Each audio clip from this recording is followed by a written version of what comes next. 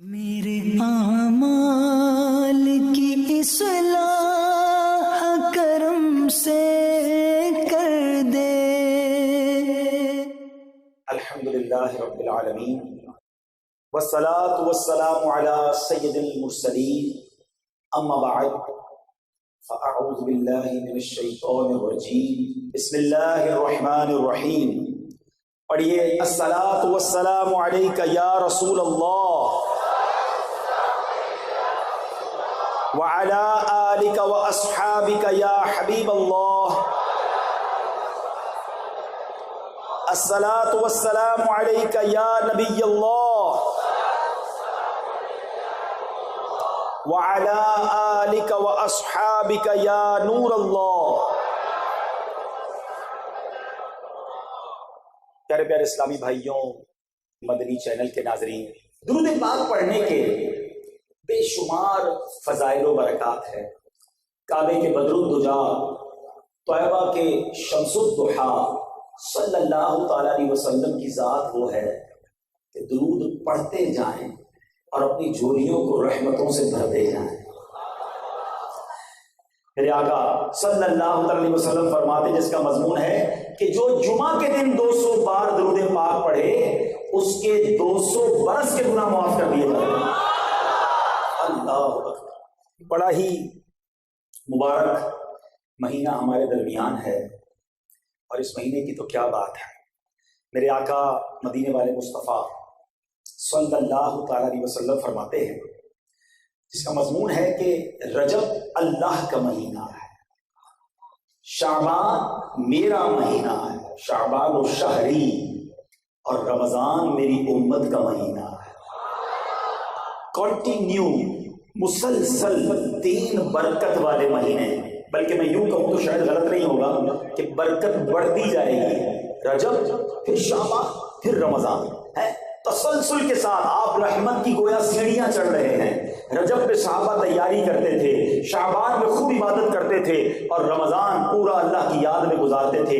Preparation شروع ہو جاتی تھی کہ خوب عبادت کرنی ہے، سارے روزے رکھنے ہیں، ساری تراویح پڑھنی ہے۔ ہمارے یہاں بھی پریپریشن شروع ہو گئی ہوگی، تیاری شروع ہو گئی ہوگی، اسٹاک جمع کر لو، رمضان میں مال مہنگا بکے گا، فلاں سودا لے لو، روزہ دار خوب خریدیں گے۔ کاروباری گوڈاؤن بھرنے کے چکر میں ہے، مگر اللہ کے نیک بندے عبادت کا ذوق بڑھا رہے ہوں۔ رجب کے بارے میں کیا خوبصورت بات علامہ صفوری فرماتے رحمۃ اللہ تعالی، رجب بیج بونے کا مہینہ ہے۔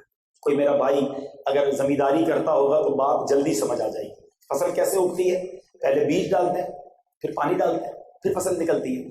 فرماتے رجب بیج بونے کا مہینہ، شعبان ان بیجوں پر پانی ڈالنے کا مہینہ ہے، رمضان فصل کاٹنے کا مہینہ ہے۔ کہتے جو رجب میں عبادت کا بیج ہی نہیں بوتا، شعبان میں ان بیجوں پر اپنے آنسوؤں سے آبیاری نہیں کرتا، وہ رمضان میں رحمت کی فصل کیسے کاٹے؟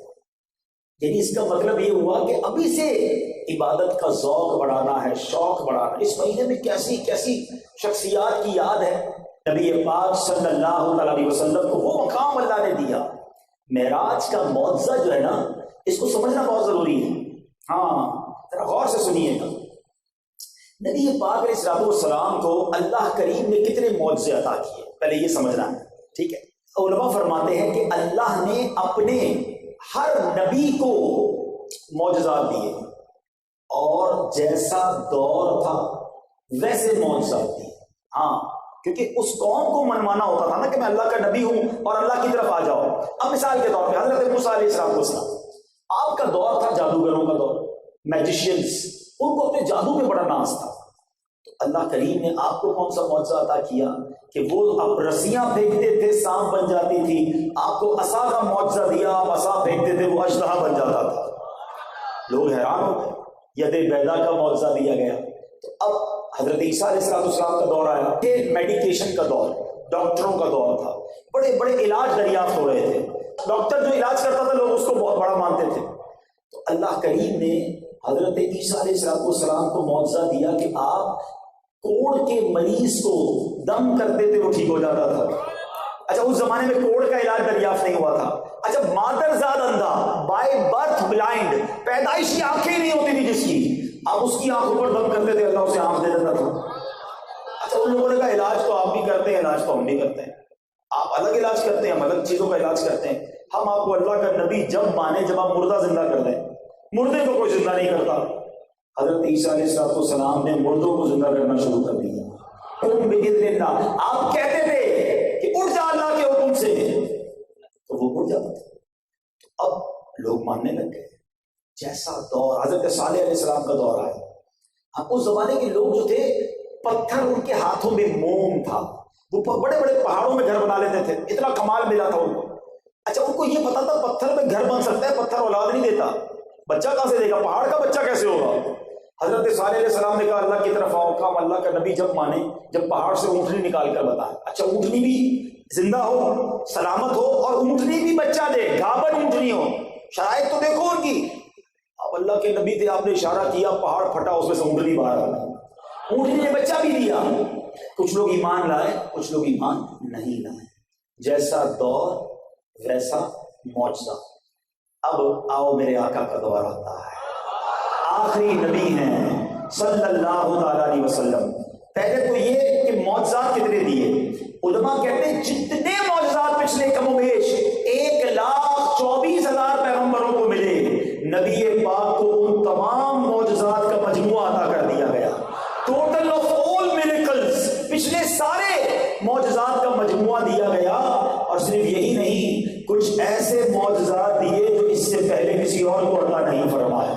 تو خدا نے مرتبہ تجھ کو دیا، نہ کسی کو ملے نہ کسی کو ملا، کہ کلام مجید نے کھائی شہا، تیرے شہر و کلام و بقا کی قسم. تیرا مسند ناز عرش بری، تیرا محرم راز روح امین، تو ہی سرور ہر دو جہاں ہے شاہ، تیرا مثل نہیں ہے خدا کی قسم. اچھا اب دور ہے اس زمانے کا. عرب کے لوگوں کو اپنی زبان پر بڑا ناز تھا.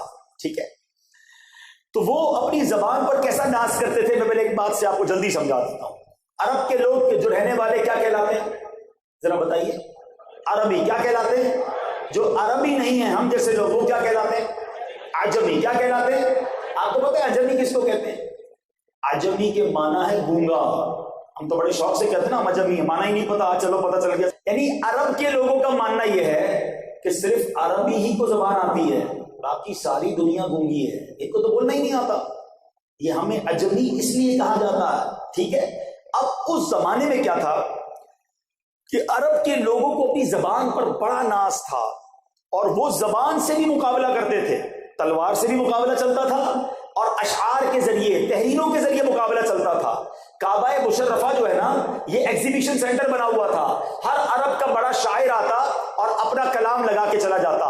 لوگ دیکھتے، سب سے اچھا کلام رہنے دیتے، باقی اپنا کلام اتار لیتے. گویا وہ نمبر 1 آ گیا، اپنا جو کمپٹیشن ہے جیت جاتا تھا. اب سنو، میرے آقا کو رب نے اس زمانے میں مبعوث فرمایا جب سب کو اپنی زبان پر ناز تھا، تو اللہ نے اپنے حبیب کو کیسا کلام عطا فرمایا. ہاں، نبی پاک نے سورہ کوثر کعبے کی دیوار پر لگا دی. اچھا جب سورہ کوثر لگائی گئی نا، تو سارے عرب کے لوگوں نے نبی آ کر کلام پڑھا، سارے عاجز آ گئے، اپنا اپنا کلام اتار کر لے گئے، کہنے لگے یہ کسی انسان کا کلام نہیں ہو سکتا. اور جب آقا گفتگو کرتے تھے نا، تو سارے لوگ اس طرح حیران ہو جاتے تھے کہ اللہ نے اپنے حبیب کو ایسے بلاغت والے، فصاحت والے حسین جملے عطا فرمائے تھے. پوچھو بریلی کے تاجدار سے کہ نبی پاک کی گفتگو کیسی ہوتی تھی. وہ کہتے ہیں آقا میں نثار تیرے کلام پر، میں نثار تیرے کلام پر، میری یوں تو کس کو زبان نہیں. حضور زبان والے تو بڑے آئے. میں نثار تیرے کلام پر، میری یوں تو کس کو زبان نہیں. وہ سخن ہے جس میں سخن نہ ہو، وہ بیان ہے جس کا بیان نہیں. تیرے آگے یوں ہیں دبے لچے فصحاء عرب کے، بڑے بڑے فصیح و بلیغ لوگ سامنے بیٹھتے تھے. مگر جب آقا گفتگو کرتے تھے تو کیا ہوتا تھا؟ تیرے آگے یوں ہیں دبے لچے فصحاء عرب کے، بڑے کوئی جانے منہ میں زبان نہیں بلکہ جسم میں جان نہیں. نبی پاک کو اللہ نے ایسا کلام عطا فرمایا. اچھا ہو سکتا ہے کسی کے ذہن میں یہ بھی بات آئے کہ ٹھیک ہے، جیسا دور تھا ویسا معجزہ تھا تو یہ دور بھی تو نبی پاک کا ہے. یہ سائنٹیفکلی اتنا جدید دور آ چکا تو یہ دور بھی تو آپ کا ہے. تو آج کی سائنس کے مقابلے میں نبی پاک کے پاس کون سا ایسا معجزہ ہے جو آج کی سائنس کو جواب دے سکے, آج کے ماڈرن نوجوان کو یہ جواب دے سکے کہ جناب اب تو جہازوں میں مہینوں کے راستے گھنٹوں میں طے ہو جاتے ہیں, بلکہ اب تو سن رہے ہیں سپر سونک ایئر کرافٹ بن رہے ہیں, آواز کی رفتار سے زیادہ تیز جہاز سفر کرتا ہے, وہ جناب بڑی فاسٹ لائف ہو گئی ہے. اب سائنس جو ہے جناب, کوئی کہتا ہے سائنسدان چاند پر پہنچ گئے, اب تو مریخ پر پہنچنے کی باتیں ہو رہی ہیں. ہو سکتا ہے کوئی غیر مسلم سائنسدان کہے کہ چلو میں مانتا ہوں کہ تمہارے نبی آخری نبی ہیں, بتاؤ ان کے پاس ایسی کیا نشانی ہے جو آج کی سائنس کا جواب دے سکے. اللہ اکبر, میرے رب عز و جل نے معراج کی رات میرے آقا کا ایک ایسا سفر کروایا کہ رہتی دنیا کے سائنسدانوں کا جواب ہے کہ نبی پاک چاند نہیں, سورج نہیں, بلکہ سارے آسمانوں سے ورا جاتے ہیں, اللہ کی بارگاہ میں جاتے ہیں, واپس بھی آتے ہیں, اتنی اسپیڈ سے جاتے اور آتے ہیں کہ کنڈی کے دروازے کی ہل رہی ہوتی ہے, بستر ابھی گرم ہوتا ہے, وضو کا پانی بہ رہا ہوتا ہے. عقل یہ کہتی ہے کہ کیسے ممکن ہے کہ جناب کنڈی تو چند سیکنڈ تک دروازے کی ہلتی ہے, بستر چند سیکنڈ تک گرم رہتا ہے. اتنا طویل سفر نبی پاک مکہ پاک سے بیت المقدس بھی گئے, انبیاء کی امامت بھی کروائی, ساتوں آسمانوں کی سیر بھی کی, جنت اور جہنم کے طبقات بھی دیکھے, اور آقا واپس آئے کنڈی ہل رہی ہے, بستر گرم ہے, یہ کیسے ممکن؟ عقل کا اعتراض بنتا ہے. عشق جواب پتہ ہے کیا دیتا ہے؟ آپ کے ہاتھ میں گھڑی ہوگی یا اپنے گھر کی دیوار پر گھڑی لگی ہوئی ہوگی, کبھی گھڑی کا سیل نکال دیں, کیا ہوگا؟ گھڑی رک جائے گی, پھر سیل ڈال دیں تو کیا ہوگا؟ گھڑی چلنے لگ جائے گی. دراصل بات یہ ہے کہ میرے آقا سارے جہان کی جان ہے, جان ہی چلی گئی تھی تو زمانہ رک گیا تھا, آقا واپس آئے زمانے نے چلنا شروع کر دیا. ارے یہی بات تو بریلی کے تاجدار لکھتے ہیں کہ وہ جو نہ تھے تو کچھ نہ تھا, وہ جو نہ ہو تو کچھ نہ ہو, جان ہے وہ جہان کی, جان ہے تو جہان ہے. ساری دنیا کی سائنس کے لیے جواب یہ معراج کا معجزہ ہے کہ میرے آقا نے کس اسپیڈ کے ساتھ یہ سفر کیا, اور سبحان اللہ میرے آقا واپس بھی تشریف لے آئے. اب جناب یہ 27 رجب ہوئی نا, تو اس دن جو صبح نبی پاک مکہ پاک میں آئے نا, تو آقا علیہ السلام نے کفار مکہ کے سامنے یہ اعلان کیا کہ میں رات کے تھوڑے ہی پہر میں بیت المقدس بھی ہو کر آیا ہوں اور آسمانوں کی سیر بھی کی ہے. ایمان والے تو خوش ہو گئے اور کفار کو تو موقع مل گیا.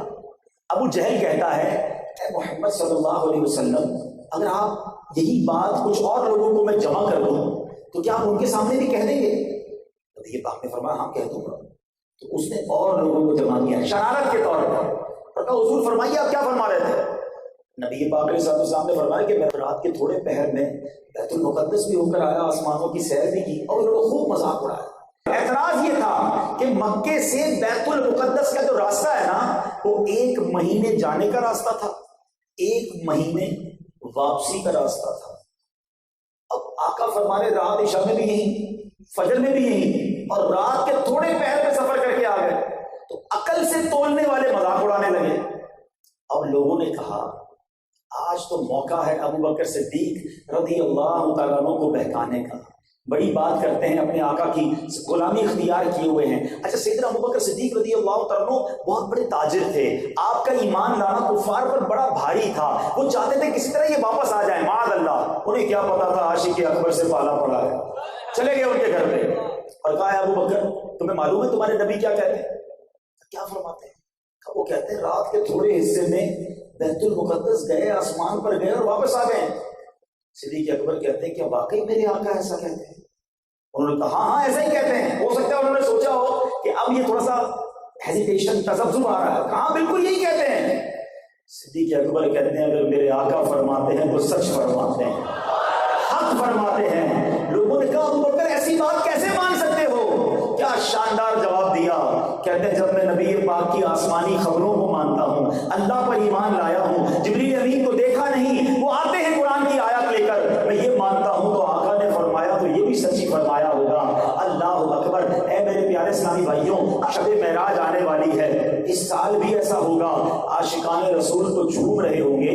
کچھ لوگوں کو تکلیف ہوتی ہے. یہ 1450 سال سے پرابلم چل رہا ہے. 27 رجب والے دن آپ کو کچھ لوگ بڑے خوش نظر آئیں گے. کیوں نہ خوش ہوں؟ جس نبی سے محبت ہے اللہ نے انہیں ایسا مقام عطا فرمایا. مگر کچھ لوگ تکلیف میں نظر آئیں گے.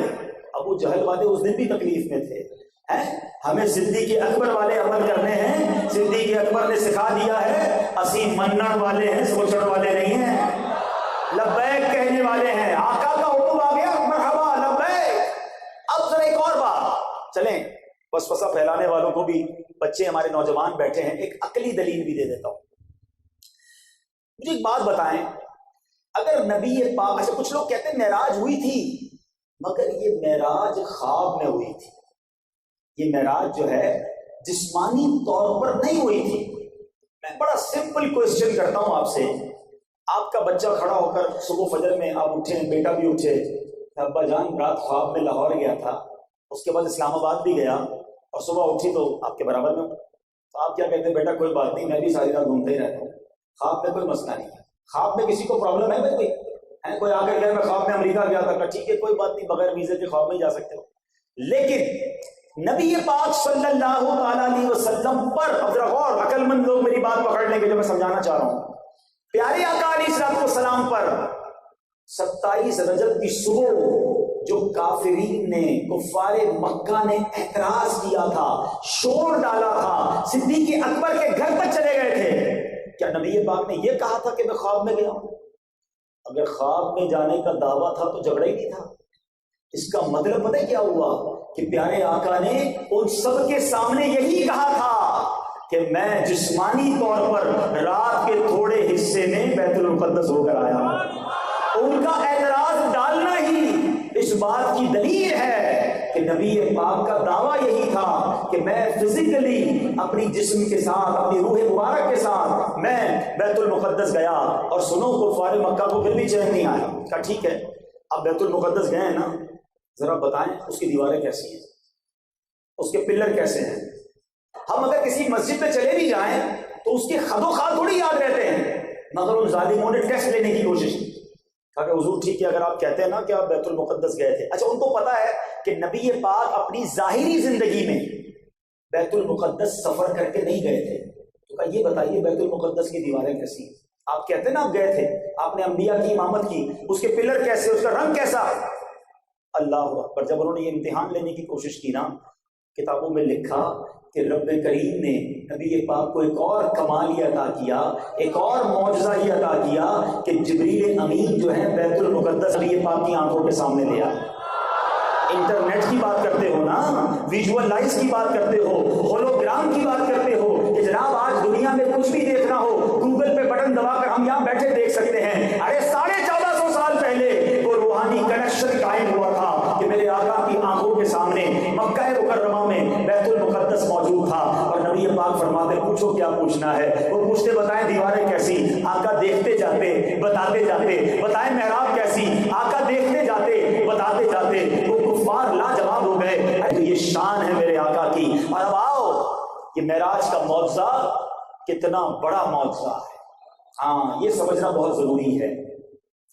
ایک بات یاد رکھیے, علماء بڑی پیاری بات لکھتے ہیں کہ ویسے تو نبی پاک کے بے شمار معجزات ہیں, مگر علماء بڑی کمال کی بات کہتے ہیں کہ سارے معجزات ہیں نا, چاہے وہ سورج کو واپس پلٹانا ہے, چاند کو 2 ٹکڑے کرنا ہے, اشارہ کر کے بارش برسانا ہے, دعا کر کے بارش بند کروانا ہے, کھجوریں تھوڑی ہوں اس کو بڑھا دینا ہے, کھاری کنویں کو میٹھا کرنا ہے. فرمایا یہ سارے نارمل ہیں نبی پاک کے لیے. آقا کی شان اور مرتبہ جو ہے نا اللہ کی بارگاہ, اس کے مطابق 2 ہی معجزات ہیں ہاں جو اس لیول کے ہیں. اور اس میں ایک معجزہ ہے قرآن پاک کا جو قلب مصطفیٰ پر نازل کیا گیا. پوری دنیا میں کوئی جگہ نہیں تھی, پہاڑ بھی ریزہ ریزہ ہو جاتا. قرآن کہتا ہے نا کہ اگر اس کو پہاڑ پر اتارتے پہاڑ بھی ریزہ ریزہ ہو جاتا. اللہ نے میرے نبی کے دل اقدس کو وہ طاقت عطا فرمائی کہ اس پر قرآن نازل کیا گیا. یہ معجزہ. اور دوسرا وہ معجزہ جس کو علماء کہتے ہیں یہ شان مصطفیٰ بیان کرتا ہے, اور وہ ہے معراج کا معجزہ. ہاں, کسی اور نے رب عز و جل کا دیدار نہیں کیا کائنات میں. حضرت موسیٰ کلام کرتے تھے, حضرت موسیٰ کہتے کلیم اللہ, ٹھیک ہے نا, آپ کلام کرتے تھے. اچھا جس سے آپ کو محبت ہو اور اس سے بات ہوتی ہو, ایونچولی دل میں خیال آتا ہے یار اتنا پیار بھی ہے تو دیکھ بھی تو لوں گا. آپ بات کرتے تھے, اللہ سے پیار بھی ڈالی گئی, اللہ کا دیدار نہیں ہوا, اللہ کی طرف سے ایک تجلی پہاڑ پر ڈالی گئی. حضرت موسیٰ اس کی تاب نہ لائے اور بے ہوش ہو گئے. ذرا غور سے سنیے نا, حضرت موسیٰ نے ریکویسٹ کی تھی, انکار ہو گیا اور تجلی پر بے ہوش ہو گئے. ادھر میرے آقا ام ہانی کے گھر مکہ مکرمہ میں آرام کر رہے ہیں اور جبریل کو بھیجا جا رہا ہے کہ جاؤ میرے محبوب کو میرے پاس لے آؤ. فرق دیکھو, حبیب کا اور کلیم کا فرق سمجھو, نبی پاک کی شان سمجھو.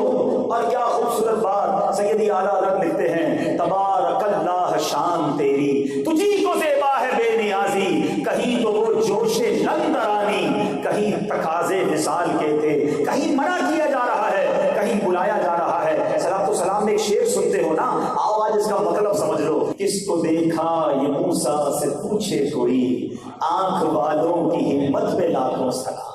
تو یہ شان ہے میرے آقا علیہ الصلوۃ والسلام کی, جو ہمیں سمجھنا ہے کہ یہ معراج کی رات کتنا بڑا تحفہ عطا کیا گیا. اچھا ایک اور بڑی کمال کی بات علماء کہتے ہیں, اللہ کریم نے قرآن مجید میں ارشاد فرمایا, ان اللہ اشتری من المؤمنین انفسهم واموالهم بان لهم الجنہ. اللہ کریم نے ایک سودا کیا ہے پتہ, اور وہ ڈیل کیا ہے, بے شک اللہ نے مسلمانوں سے ان کے مال اور جان خرید لیے اس بدلے پر کہ ان کے لیے جنت ہے. خریدار کون ہے؟ اب ذرا میرے ساتھ رہیے گا تو بات سمجھ آ جائے گی. خریدار کون ہے؟ اللہ کریم. بیچنے والے کون ہیں؟ مسلمان. ہماری جان اور مال, ہمارا سب کچھ خریدا نا اللہ نے. سودا کروانے والے کون ہیں؟ ہمارا اور رب سے رابطہ کروانے والے کون ہیں؟ وکیل کون ہے سودے کے؟ وہ اللہ کے حبیب ہیں. اچھا اللہ فرما رہا ہے مسلمانوں کے, دوبارہ آیت کا ترجمہ سنو, بے شک اللہ نے مسلمانوں سے ان کے مال اور جان خرید لیے. کس بدلے میں؟ اس بدلے میں ان کے لیے جنت ہے. جنتوں میں دیکھیے ہماری جان اور مال اللہ فرما رہا ہے دے دو, ملنی کیا ہے؟ جنت. جنت ہم نے دیکھی نہیں. سبحان اللہ. علماء کہتے ہیں کہ جو سودا کروانے والا ہے نا, کم از کم اسے بلا کر تو جنت دکھا دی جائے, تاکہ وہ دیکھ کر غلاموں کو بتا دے کہ میرے امتیوں اپنی جان اور مال اللہ کے نام پر قربان کر دو, میں جنت دیکھ آیا ہوں, اللہ نے تمہارے لیے جنت تیار کر رکھی. تو معراج کی رات یہ سیر اس لیے بھی کرائی گئی. ایک اور بڑی پیاری حکمت بیان ہوئی درۃ الناصرین کتاب میں, کہ زمین اور آسمان میں ایک مکالمہ ہوا. زمین کہتی ہے کہ اے آسمان تو اس سے افضل ہوں, اللہ تعالیٰ نے مجھے شہر, دریائیں, نہریں, درخت, پہاڑ, بہت ساری میری زینت کی چیزیں عطا کی ہیں. آسمان نے کہا میں تجھ سے بہتر ہوں, میرے پاس چاند ہے, سورج ہے, تارے ہیں, عرش و کرسی, جنت مجھ میں ہے.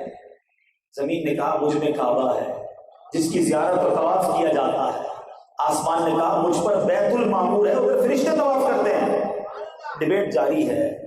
آخر زمین نے کیا کہا کہ سن, مجھ میں میرے آقا علیہ الصلوۃ والسلام جلوہ فرمان, جن کے صدقے کائنات بنائی گئی وہ زمین پر ہیں, اور اسی زمین پر انہوں نے اپنی شریعت کو جاری کر دیا ہے.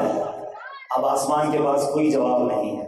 یہاں رک جاتا ہوں میں, مجھے اعلیٰ حضرت کا وہ شعر یاد آ گیا. کمال ہے میرے رضا بھی, کیا خوبصورت بات کر دی. تھوڑا مشکل ہے, سمجھ جاؤ گے تو مزہ آ جائے گا.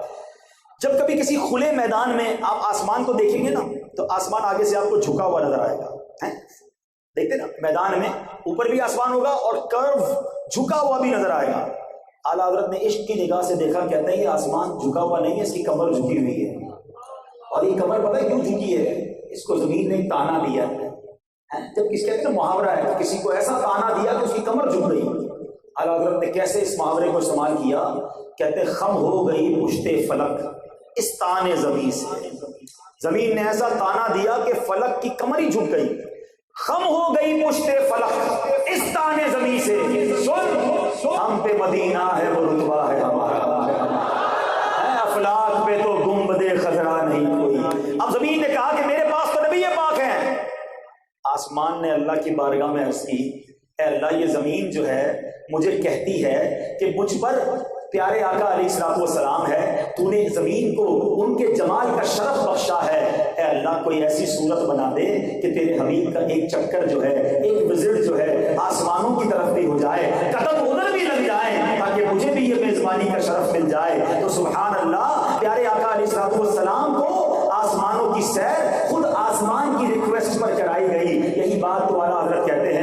کیا فرماتے ہیں؟ وہ سرورے کشورے رسالت جو عرش پر جلوہ گر ہوئے تھے، نئے ارادے طرب کے ساما عرب کے مہمان کے لیے تھے۔ یہ واقعات سن کر، یہ باتیں سن کر ہمارا ایمان اور تازہ ہوتا ہے، نبی پاک سے محبت میں اور اضافہ ہوتا ہے۔ اور کیوں نہ ہو، جس سے پیار ہو اور اس کو ایسا اعزاز ملے تو غلاموں کو اور اچھا لگتا ہے اور محبت میں اضافہ ہوتا ہے۔ اب آؤ میرے پیارے اسلامی بھائیوں، نبی پاک نے آسمانوں کی سیر بھی کی ہے، بیت المقدس میں انبیاء کی امامت بھی کی، کائنات کی سب سے مقدس جماعت تھی وہ، سارے نبی صف بنا کر کھڑے ہیں اور آقا تشریف لائے اور آپ کو امام بنایا گیا۔ صف بصف کھڑے ہیں انبیاء، مصطفیٰ امام ہو گئے، ان کے جو غلام ہو گئے وقت کے امام ہو گئے۔ تو سبحان اللہ، اب نبی پاک کو جنت کی سیر بھی کرائی گئی اور دوزخ کے طبقات کو بھی دکھایا گیا۔ اے غلاموں، اب ذرا غور سے سننا، معراج کی رات بہت محبت والی رات ہے، بڑی خوشی کی بھی رات ہے، مگر کچھ الارم بھی ہیں، ذرا وہ بھی سن لو۔ آج پیارے آقا علیہ الصلوۃ والسلام نے جہنم میں کچھ لوگ ایسے نظر آئے جو مردار کھا رہے تھے۔ آقا علیہ الصلوۃ والسلام نے پوچھا، دریافت فرمایا، اے جبرائیل یہ کون لوگ ہیں؟ آقا علیہ الصلوۃ والسلام کو بتایا گیا کہ یہ وہ ہیں جو لوگوں کا گوشت کھاتے تھے، یعنی غیبت کرتے تھے۔ غیبت کرنے والا ہے وہ ایسا جیسے مسلمان بھائی کا گوشت کھا رہا ہے، وہ جہنم میں بھی اسے مردار کا گوشت کھلایا جائے گا۔ نبی پاک نے ایک بندے کو دیکھا کہ جو آدمی نہر میں تیر رہا ہے اور پتھر نکل رہا ہے، عرض کی گئی یہ سود خور ہے، سود کا کام نہ کرنا۔ آج کل بڑی نئی پیکنگ میں سود آ رہا ہے، کہتے ہیں دودھ کی بوتل میں شراب پیک کر کے دی جا رہی ہے، تو بالکل ایسے نئی نئی اسکیموں کے ذریعے۔ علم دین تو ہے نہیں، علماء سے پوچھنا نہیں ہے، اپنی عقل سے فیصلے کر رہے ہیں اور لوگ سود میں گرفتار ہو رہے ہیں۔ یاد رکھنا، برباد ہو جاؤ گے۔ مجھے بات بتاؤ نا، سود کا کاروبار کرنے والے کے بارے میں فرمایا گیا کہ سود کا کام کرنے والا ایسا ہے جیسا وہ اللہ سے جنگ کرنے والا ہے۔ کیا اللہ سے جنگ کر کے کوئی کامیاب ہو سکتا ہے؟ بربادی ہونا ہے۔ تو سود کتنا ہی بڑھ چڑھ کر سامنے کیوں نہ آئے، اس کے قریب بھی نہ جانا۔ تیسری بات، نبی پاک علیہ الصلوۃ والسلام ایسے لوگوں کے پاس گزرے کہ جن کے سر پتھروں سے کچلے جا رہے تھے، ہر بار کچلے جاتے پھر ٹھیک ہو جاتے، پھر کچلے جاتے۔ پوچھا گیا یہ کون لوگ ہیں؟ بتایا یہ وہ لوگ ہیں جن کا نماز کے وقت سر بوجھل ہو جاتا تھا۔ ایسے بھی لوگ مجھے سن رہے ہوں گے جن کی نمازیں قضا ہو جاتی ہیں، ان سے بات کرو نا، یار نماز کا ٹائم ہو گیا، چلے بس آپ چلے میں آتا ہوں۔ ان کو نماز بھاری لگتی ہے، نماز کا ٹائم نہیں نکلتا ان کے اندر۔ سنو، سر کچلے جا رہے تھے جہنم میں، نبی پاک نے دیکھا۔ آقا علیہ الصلوۃ والسلام نے ایسے لوگوں کو دیکھا جن کے ہونٹ اونٹ کے ہونٹ کی طرح بڑے بڑے تھے۔ ان پر ایسے افراد مقرر تھے جو ان کے ہونٹ پکڑ کر آگ کے بڑے بڑے پتھر جو ہیں وہ ان کے منہ میں ڈالتے تھے اور وہ ان کے نیچے سے نکل جاتے تھے۔ دریافت کرنے پر عرض کی گئی کہ یہ وہ لوگ ہیں جو یتیموں کا مال ظلمن کھا جاتے ہیں۔ کبھی بھی کسی کا مال نہیں کھانا، اور اگر خاندان میں کوئی یتیم ہے تو اس کا بھلا کرنا ہے، اس کے ساتھ زیادتی نہیں کرنی ہے۔ اچھا، اب اتنا کمال کا سفر ہے، اتنا بڑا انعام ہے کائنات میں، اس سے بڑا انعام کسی کو دیا ہی نہیں گیا، اور کسی نے اللہ کا اپنی ذاتی آنکھوں سے دیدار نہیں کیا، یاد رکھیے گا۔ اچھا، ایک اور بڑی خوبصورت بات، عقیدے کی بات بھی چلو کر لوں، پھر بات کنکلوڈ کرتے ہیں۔ یہ بھی بحث ہوتی ہے کہ نبی پاک کے پاس علم غیب تھا کہ نہیں تھا۔ مجھے ایک بات بتاؤ، کائنات میں سب سے بڑا غیب کیا ہے؟ اللہ کریم خود، کیونکہ اللہ کو کسی نے نہیں دیکھا، پوری دنیا میں کسی نے رب کو نہیں دیکھا سوائے نبی پاک علیہ الصلوۃ والسلام کے۔ تو جب رب نے اپنا آپ ہی دکھا دیا تو اور کون سا غیب چھپانا ہے؟ سیدی اعلیٰ حضرت کہتے ہیں نا، اور کوئی غیب کیا تم سے نہا ہو بھلا۔ آقا، اور کون سا غیب آپ سے چھپ سکتا ہے؟ اور کوئی غیب کیا تم سے نہا ہو بھلا، جب نہ خدا ہی چھپا تم پہ کروڑوں دو۔ تو یہ شان ہے میرے آقا۔ اچھا، اب اتنا بڑا انعام آپ کا سب سے پیارا آپ کے پاس آئے اور آپ بڑے اہتمام سے بلائیں، جو تحفہ دیں گے کتنا کمال کا تحفہ ہوگا۔ آپ کا سب سے بیسٹ گفٹ آپ دیں گے نا کہ میرا سب سے پیارا آ رہا، تو میرے حبیب علیہ الصلوۃ والسلام سے پیارا اور کوئی دنیا میں رب کا نہیں. آپ کے سبب تو کائنات بنائی ہے رب نے. تو جب نبی پاک معراج کی رات گئے تو تحفہ کیا دیا؟ نبی پاک کو نماز کا تحفہ دیا. اب سوچو یہ نماز کتنا پیارا تحفہ ہوگا جو اللہ نے معراج کی رات نبی پاک کو عطا کیا. اچھا نماز بھی کتنی تھی؟ 50. نماز فرض 50 تھی. ہاں تو اللہ اور رحمتیں اور برکتیں نازل کرے حضرت موسیٰ علیہ السلام کے مزار پر کہ آپ نے نبی پاک سے کہا کہ حضور واپس جائیے، 50 زیادہ ہیں، آپ کی قوم نہیں پڑھ سکے گی. آپ پھر گئے، پھر 5 کم ہوئی، پھر گئے، پھر 5 کم ہوئی، پھر بھیجا، پھر 5 کم ہوئی، 50 سے 5 رہ گئی. حضرت موسیٰ نے عرض کی حضور پھر جائیں، یہ بھی زیادہ ہے.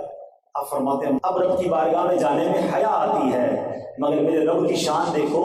ارشاد ہوتا ہے لا تبدیل لکلمات اللہ، اے محبوب ہمارے قول تبدیل نہیں ہوتے. تیری امت نمازیں 5 پڑھے گی، ثواب 50 کا ہی عطا کیا جائے گا. مگر ادھر 5 بھی پوری نہیں پڑھنے کا ٹائم. افسوس ہے، اتنی کمال کی چیز ہے نماز. اچھا معراج کی رات ہم کہتے ہیں نبی پاک کو معراج نصیب ہوئی. معراج کیا ہے؟ اللہ کا دیدار ہوا. کبھی کبھی تو دل میں ہمارے بھی تو آتی ہے نا تمنا، ہمیں بھی اللہ کا دیدار ہو، ہم بھی رب کو دیکھیں. ایک راستہ ہے، ایک طریقہ ہے. ہاں میں بتاتا ہوں، سنو. یہ جو معراج کی رات تحفہ ملا ہے نا، یہ چابی ہے. خود احادیث میں مضمون ملتا ہے کہ نماز مومن کی معراج ہے. آقا کی معراج اللہ کی بارگاہ میں حاضری، نماز مومن کی معراج ہے. اور فرمایا جو نمازی ہوگا اسے قیامت کے دن اللہ کا دیدار کروایا جائے گا. اپنے رب کا دیدار کرنا ہے نا تو نماز کو نہ چھوڑنا، پکڑ لو نماز کو. نماز کا ٹائم کیسے ہو سکتا ہے کہ آپ کو ٹائم نہیں ملتا نماز کا؟ کچھ بھی ہو جائے، کام، لوگ کہتے ہیں کام میں بیزی ہوتا ہوں. نماز سے مت کہو مجھے کام ہے، اپنے کام سے کہو کہ مجھے نماز پڑھنی ہے. ہر حالت میں نماز پڑھنے کا حکم ہے. کھڑے ہو کے نہیں پڑھ سکتا، کوئی بیمار ہے بیٹھ کے پڑھے، بیٹھ کے نہیں پڑھ سکتا لیٹ کے پڑھے، لیٹ کے نہیں پڑھ سکتا اشارے سے پڑھے. مگر نماز پڑھنی ہر عاقل و بالغ مسلمان پر نماز ضروری ہے، فرض ہے، سب سے پہلا فرض. مگر آج نماز کے لوگوں کے پاس ٹائم نہیں ہے. خدا ایسا نہ کرے. لوگ آتے کہتے کوئی وظیفہ بتاتے کاروبار میں برکت ہو جائے، بیماری دور ہو جائے، قرضہ اتر جائے. پوچھو نماز پڑھتے ہیں؟ نماز نہیں پڑھتے، کوئی وظیفہ بتا. وہ سب سے بڑا وظیفہ ہی نماز ہے. تم نماز نہیں پڑھ کر ہی اپنے اوپر بلاؤں کو دعوت دے رہے ہو. حالانکہ یہ احادیث اور روایت میں استنباط ہوتا ہے، اس سے ایکسٹریکٹ ہوتا ہے، سیکھنے کو ملتا ہے کہ نماز بیماریوں کو دور کرتی ہے، نماز روزی میں برکت لاتی ہے، نماز چہرے کے نور کو بڑھاتی ہے، نماز پریشانیوں کو دور کرتی ہے. سنو، نماز اندھیری قبر کا چراغ ہے، نماز پیارے آقا کی آنکھوں کی ٹھنڈک ہے. اور نمازی کے لیے سب سے بڑا انعام یہ ہے کہ اسے بروز قیامت اللہ کا دیدار کروایا جائے. اچھا جو بے نمازی ہے نا وہ بہت برا پھنس جائے گا. آپ کو پتا ہے بے نمازی کی سزائیں کیسی ہیں؟ بے نمازی کے بارے میں یہاں آتا ہے کہ کوئی ایک نماز جان بوجھ کر قضا کر دینا تو اس کا نام جہنم کے اس دروازے پر لکھ دیا جاتا ہے جس دروازے سے وہ جہنم میں داخل ہوگا. مجھے بتاؤ یار وہ کتنا بدنصیب ہے. ادھر میرے اور آپ کے گھر کے باہر ہمارا نام لکھا ہوتا ہے، نیم پلیٹ، کس کا گھر ہے. وہ کتنا بدنصیب ہے کہ دنیا میں رہ رہا ہے، نام جہنم کے دروازے پر لکھا ہوا. کیسے قضا ہو جاتی ہے نماز تمہاری بھائی؟ لوگ کہتے ہیں، اچھا ایسے بھی لوگ ملتے ہیں کہتے ہیں یار 4 نمازیں تو ہو جاتی ہیں، فجر میں آنکھ نہیں کھلتی. اچھا تم سے میرا سوال ہے کہ تمہاری کبھی صبح ٹرین ضائع ہوئی؟ کبھی صبح کہیں جانا ہو، ٹرین بک کرائی ہو کہ یار آنکھ نہیں کھلی، ٹرین چلی گئی، فلائٹ چلی گئی، کوئی آفس کی امپورٹنٹ میٹنگ، کہیں انٹرویو دینا تھا، 4 الارم رکھتے پڑوسی کو بھی کہہ کے سوتے اٹھا دینا بھائی جہاز نہ نکل جائے. 4 گھنٹے پہلے ایئرپورٹ پہنچتا ہے، کچھ لوگ 8 گھنٹے پہلے پہنچ جاتے ہیں، یار جلدی آ گیا بھائی یہیں ٹھیک ہے، کہیں فلائٹ نہ مس ہو جائے، لاکھ روپے کی ٹکٹ ہے.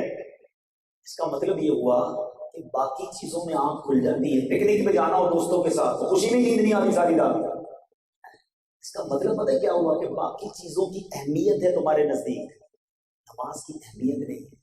جس کو نماز کی اہمیت ہے اس کی آنکھ بالکل کھلتی ہے، اس کی نماز قضا نہیں ہوتی. تو بس آ جاؤ، آج معراج کا ذکر ہوا ہے، نبی پاک سے سچی محبت کا ذکر ہوا ہے، آقا کے معجزات کا ذکر ہوا ہے، اور خود نبی پاک کو نماز سے کتنی پیار ہے کہ آقا فرماتے ہیں جعلت قرۃ عینی فی الصلاۃ. نبی پاک فرماتے ہیں نماز میں میری آنکھوں کی ٹھنڈک ہے. آقا کی آنکھوں کی ٹھنڈک مجھ سے کیسے مس ہو جائے؟ ایک طرف کہتا ہوں غلامی رسول میں موت بھی قبول ہے، اس کو نماز قبول کیوں نہیں ہے؟ جس کو موت قبول ہے اس کو نماز قبول کیوں نہیں ہے؟ موت تو بہت دور کی بات ہے، غلامی رسول میں سنتیں قبول نہیں ہے، حرام روزی چھوڑنا قبول نہیں ہے، سارے غلط کام بھی کرنے ہیں، کہتا ہے غلامی رسول میں موت بھی قبول ہے۔ یہ صرف نعرہ ہی ہوا نا۔ پھر آ جاؤ سچی غلامی اختیار کرو۔ سچی غلامی پتہ ہے کیا ہے؟ مجھے بتانا نہ پڑے میں کس کا امتی، ہاں تعارف نہ کرانا پڑے، مجھے دیکھ کر میری باتیں، میرا انداز بتا دے یہ کس کا امتی ہے، یہ کس کا غلام ہے۔ شاعر کہتے ہیں نا فنا اتنا تو ہو جاؤں میں تیری ذات عالی میں، جو مجھ کو دیکھ لے اس کو تیرا دیدار ہو جائے، پتا چل جائے کس کا غلام ہے۔ تو آؤ آج پکی سچی نیت کریں، آج کے بعد ہماری کوئی نماز قضا نہیں ہوگی، سود کے قریب بھی نہیں جائیں گے، کبھی بھی زندگی میں جھوٹ نہیں بولیں گے، حرام روزی سے بچ کر زندگی گزاریں گے، فلمیں ڈرامے نہیں دیکھیں گے، گانے باجے نہیں سنیں گے۔ پھر دیکھیں اگر ایسی زندگی گزاری نا کہ جیسی آپ نے نعرے لگا دیے اور نیت کر لی، بن گئے ایسے، پھر پوچھو بریلی کے تاجدار سے پھر کیا ہوگا؟ اعلیٰ حضرت کہتے ہیں انہیں جانا، انہیں مانا، نہ رکھا غیر سے کام، بس آقا راضی ہو گئے سب ٹھیک ہو جانا ہے۔ ہم دنیا کو راضی کرنے کے چکر میں اپنے رب کو ناراض کر بیٹھتے ہیں۔ آقا کا دامن تھام لو، انہیں جانا، انہیں مانا، نہ رکھا غیر سے کام، للہ الحمد میں دنیا سے مسلمان گیا، پھر بیڑا پار ہے، اور پھر قبر میں جائیں گے نا تو قبر میں لہرائیں گے تا حشر چشمے نور کے، جلوہ فرما ہوگی جب طلعت رسول اللہ کی، پھر تو قبر میں بھی نور علی نور ہو جائے گا۔ بس ان کی سنتوں پر عمل کرنا، نمازوں کی پابندی کرنا، حرام روزی سے بچتے رہنا، تھوڑی زندگی ہے گناہوں سے بچ کر گزار لو، ابدی نعمتیں منتظر ہیں، جنت کی نعمتیں منتظر ہیں، آقا کے ساتھ انشاءاللہ جنت میں جائیں گے۔ صلو علی الحبیب۔ میرے اعمال کی اصلاح کرم سے